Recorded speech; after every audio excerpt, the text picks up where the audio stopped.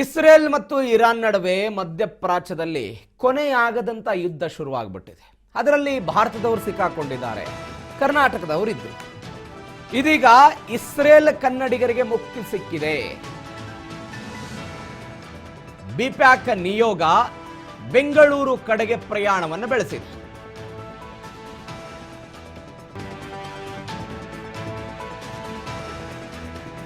Iran ಮತ್ತು Israel ನಡುವೆ ಯುದ್ಧ ಆಗ್ತಾ ಇದೆ, ಘರ್ಷಣೆಗಳಾಗ್ತಾ ಇದೆ. ಸದ್ಯಕ್ಕೆ ಯುದ್ಧ ನಿಲ್ಲುವಂತ ಲಕ್ಷಣಗಳು ಕಂಡು ಬರ್ತಾ ಇಲ್ಲ.